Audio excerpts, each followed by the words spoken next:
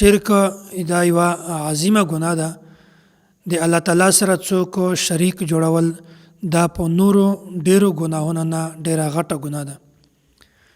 حضرت عبدالله بن مسعود رضی الله تعالی عنه دا فرمایي وای ما د نبی علیه الصلاۃ والسلام نه دا عرض وکړو ای الذنب عند الله اکبر، کومه ګناه داسې ده چې هغه د الله تعالی په نزدیک باندې ډیره غټه ګناه ده. نبی علیه الصلاۃ والسلام ورته فرمایل ان تجعل الله ندا وهو خلقك، وای چې ته د الله تعالی سره بل څوک شریک یې حالانکه هغه الله تعالی چې هغه ته پیدا کړی. نو دلته درې قسمه خبرې دي. یو د الله تعالی سره په ذات کې څوک شریکول چې لکه څرنګه د الله تعالی ذات ته داسې مونږ یو بل کس هم د الله تعالی سره په ذات کې شریک، دا ته وایي شرک فی الذات، دا هم ډیره غټه ګناه ده. او دوم نمبر ده شرک فی الاسماء، د الله تعالی سره په نامو کې څوک شریکول، دا هم ډیره غټه ګناه ده.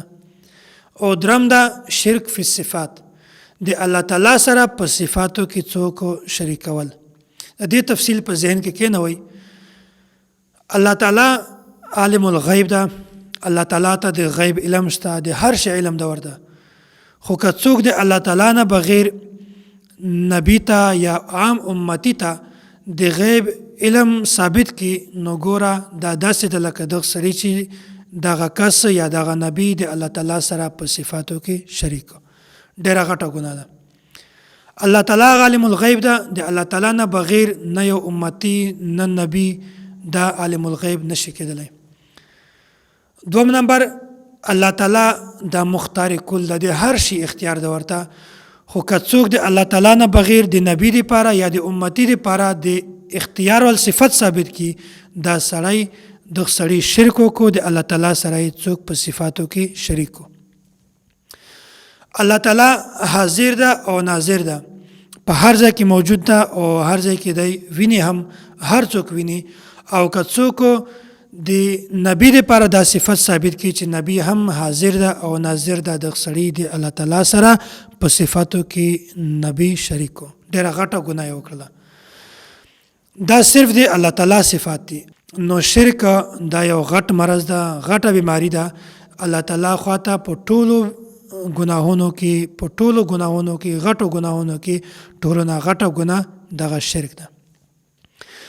حضرت عبدالله بن مسعود رضی الله تعالی عنه دا فرمایي وای ما د نبی علیه الصلاۃ والسلام نه بیا تاسو کو چې په شرک نه بعد په ټولو نه غټه ګناه کومه ده.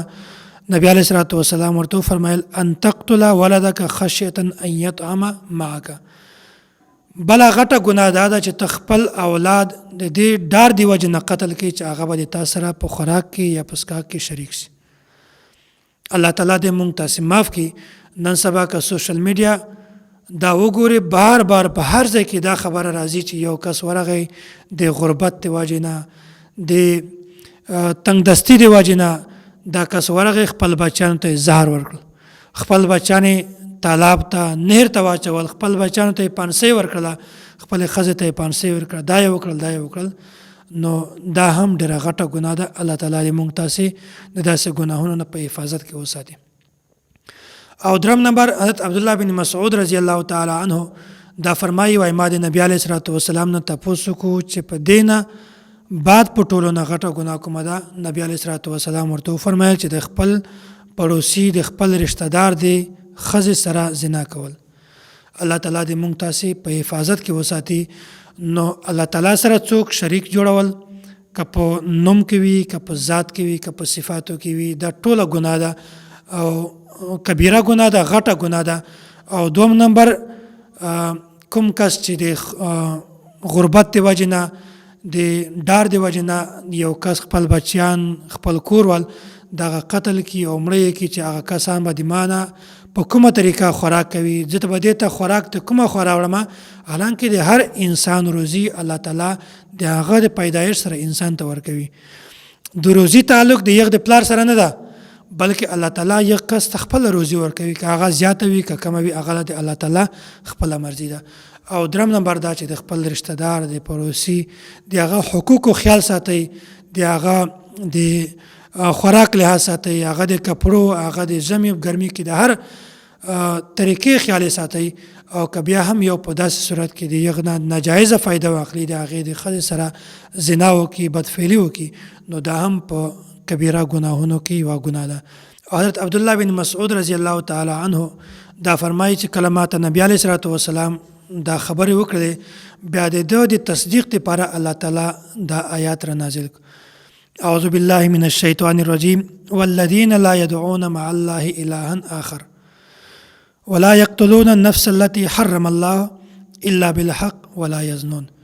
دینه دا معلومه شوله چې شرک او داسې خپل اولاد قتل کول او داسې د خپل رشتہ دار د ښځې سره بدفعلي کول دا ډېرې غټې ګناه دي او د دې نه ځان بچ کول پکار دي.